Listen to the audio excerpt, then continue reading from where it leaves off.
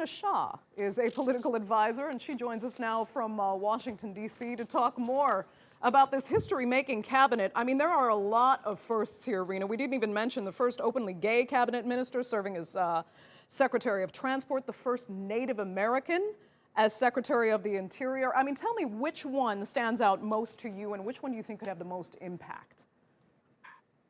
Well, I must start by saying Biden already delivered on his promise to make his team look like the rest of America. He didn't just give them a seat at the table, he made them the face of the administration. And that is everything.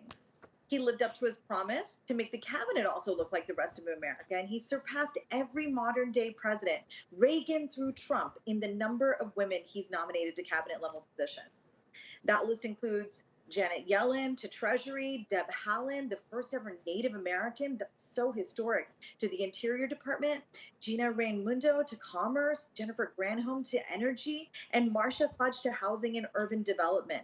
These women are spectacular. They are spectacular because of the experience they bring, not just because of the boxes they check, so to speak, but really who they are as people.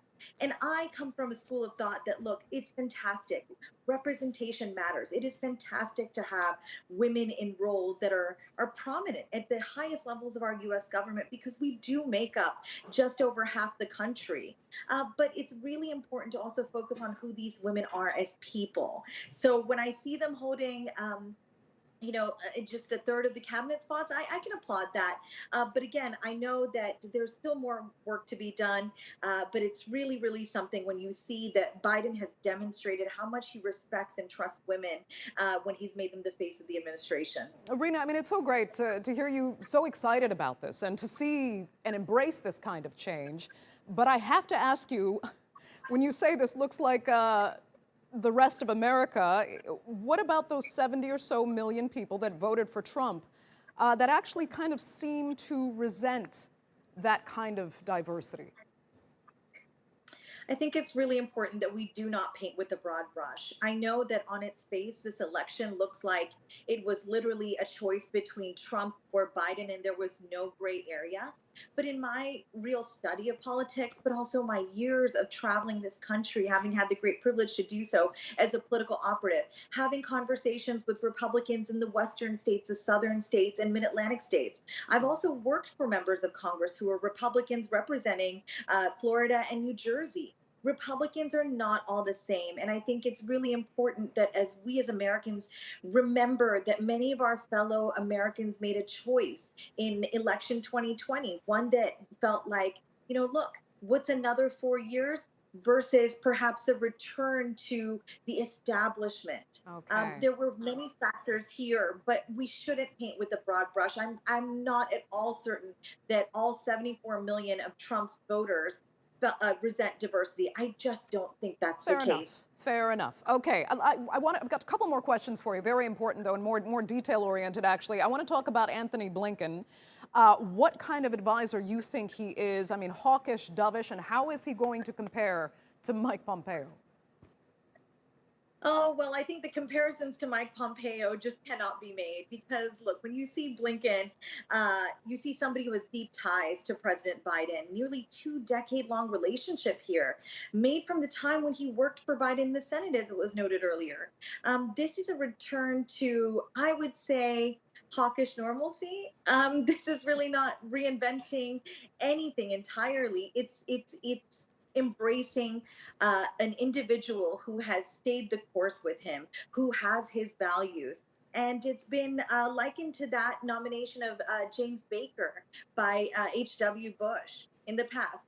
A very strong personal relationship indicates that this Secretary of State can go out and do the bidding of this president, for lack of a better phrase, in a way that predecessors could not because the relationship was rather new. So he'll have the full support of the White House without really having to have so many check-ins. And I think that really is important. It's really important. Interesting. You know, Rina, during the Obama administration, we saw several advisors there be particularly contentious with Turkey.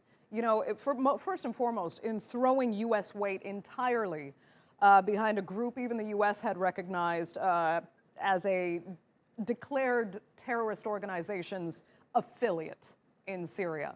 Will we see those policies continue now under Biden? Does the U.S. mind being at odds with a NATO ally still going forward?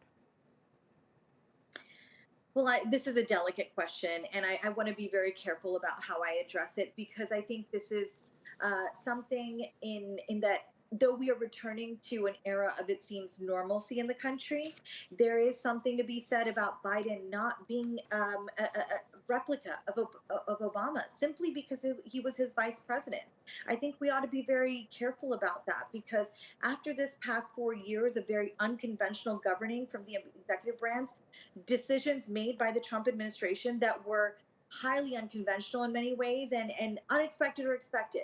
Whichever way we paint this, I don't believe that it would behoove any of our allies or our adversaries to go ahead and make the explicit assumption that we know how Biden is going to act when it comes to foreign policies and affairs, because this is a president now who has sincere foreign policy chops, the probably the most experience of any president in the modern era when it comes to foreign policy. He's very proud of that.